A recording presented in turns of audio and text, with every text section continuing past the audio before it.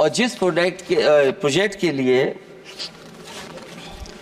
प्रधानमंत्री जी एयरफोर्स का सबसे बड़ा हवाई जहाज हरकुलिस विमान लेकर के आए थे और वो सड़क पर उतरे थे, वो एक्सप्रेस वे पर उतरे थे। मैं समझता हूं सभापति महोदया, यहां जितने माननीय सदस्य हैं सबने देखा होगा और सबने निर्देश के अनुसार उस पर ट्वीट भी किया होगा। वो जो एक्सप्रेस वे अगर किसी ने बनाया था सभापति महोदय, जो डिजाइन, टेक्नोलॉजी का पार्ट, अलाइनमेंट, वो समाजवादियों की देन थी, वो आपकी देन नहीं थी।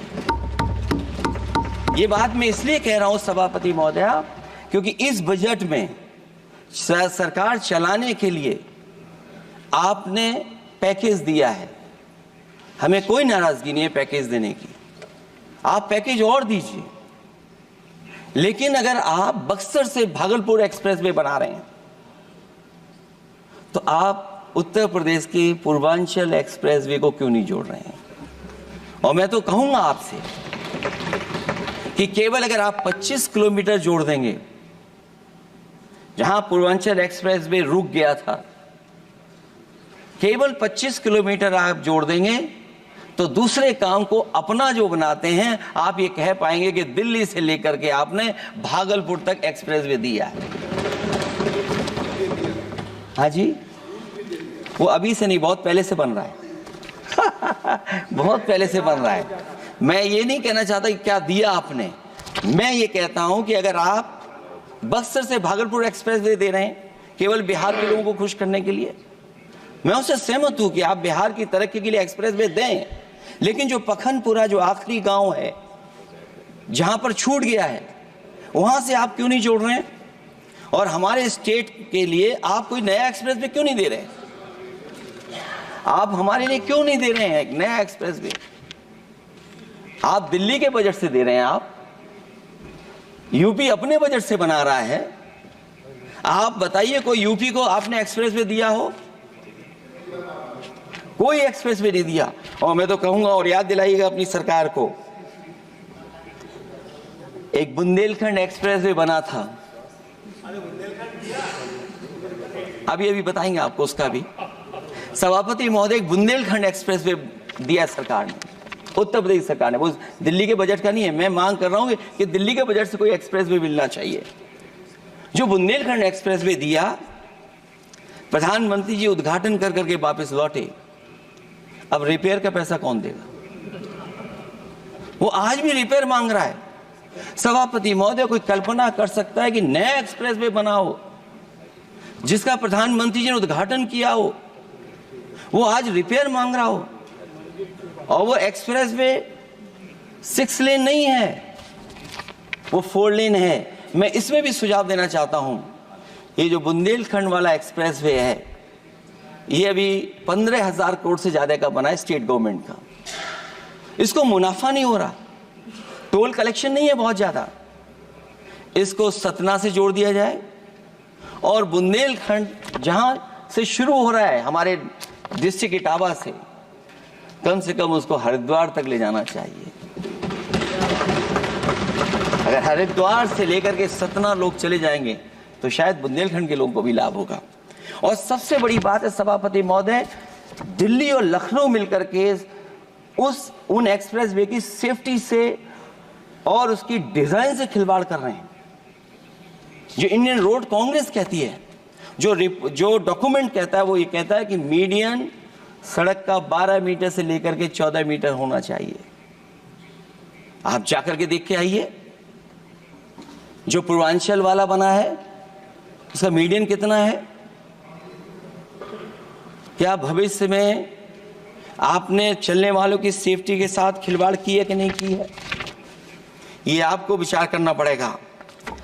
जिस समय लद्दाख और चीन को लेकर के सवाल उठा था सभापति महोदय, उस समय पॉलिटिकल पार्टी से सुझाव मांगे गए थे और सुझाव ये मांगे गए थे कि आप क्या सुझाव देना चाहते हैं।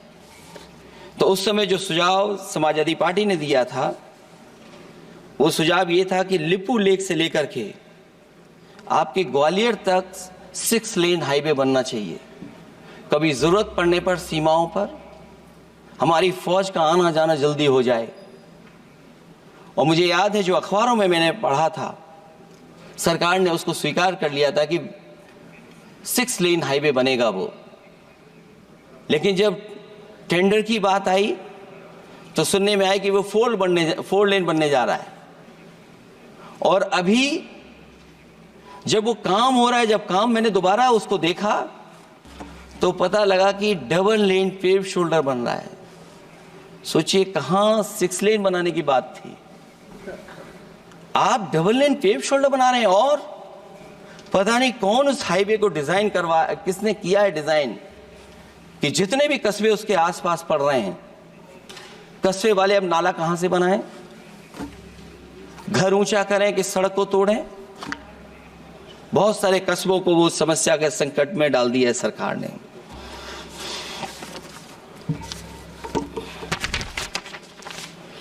जो सरकार मंचों से ये कहती थी कि हम किसानों की आय दोगुनी कर देंगे, आज तो 11 साल हो गए सरकार को। किसान की आय दोगुनी हो गई क्या सरकार बताए? और अभी मैं बहुत सारे माननीय सदस्यों को जब सुनता हूं तो वो कहते हैं कि हम एमएसपी दे रहे हैं। अगर आप एमएसपी दे रहे हैं तो उसकी कानूनी गारंटी क्यों नहीं दे रहे हैं? आप कानूनी गारंटी दीजिए। और फिर कई बार सुनने को मिलता है कि हॉर्टिकल्चर क्रॉप्स के लिए आप क्या कर रहे हैं, उसके एमएसपी की कब तैयारी करेंगे आप? और फिर आय दोगुनी में आप कितना देंगे किसान को? जो पिछले बार बजट में कहा गया था कि एग्रीकल्चर इंफ्रास्ट्रक्चर के लिए 1 लाख करोड़ देश को मिलेगा। अगर 1 लाख करोड़ देश को मिला होगा एग्रीकल्चर इंफ्रास्ट्रक्चर को, तो कम से कम यूपी का शेयर कुछ तो रहा होगा। सभापति महोदय, सरकार ने अगर एक भी मंडी बनाई हो तो बता दें। हाँ, ये अलग बात है कि अगर आप कोई चीज सुधारने के लिए कोई परिवर्तन कर रहे हैं, स्टोरेज के लिए किसी को पहले ही बता दे रहे हैं, वो बात अलग है। लेकिन किसान कहां जाएगा जहां उसको रेट मिलेगी? और फिर ये इस बजट में कहा जा रहा है कि हम 109 high yielding and climate resilient varieties लाएंगे। तो सभापति महोदय, हम अपने माननीय मंत्री से कहेंगे कि वो ग्लोबल वार्मिंग के लिए जो आप काम पिछले कितने वर्षों से कर रहे हैं, क्या हुआ उस ग्लोबल वार्मिंग का? COP21 में भी आप हुआ है, G20 में भी आपने आश्वासन दिया, और कुछ नहीं किया। तो आपको क्या लाना पड़ रहा है? 109 high yielding and climate resilient varieties. आप मुझे बताओ किसान पर कब तक पहुंचाओगे आप? और उसको पहुंचाने के लिए आपके पास क्या इंतजाम है? और फिर दूसरे पैराग्राफ में फिर बदल जाते हैं आप। अभी आप बात कर रहे हैं रेजिलेंट वैरायटीज की, और फिर आप कह रहे हैं कि हम नेचुरल फार्मिंग को बढ़ावा देंगे। सभापति महोदय, इस सरकार बताए कि रेजिलेंट क्रॉप सीड्स कब तक पहुंचा देंगे, उससे लाभ किसानों को कैसे मिलेगा? और फिर नेचुरल फार्मिंग जो अभी भी कर रहा है किसान कई जगह पर, उसके लिए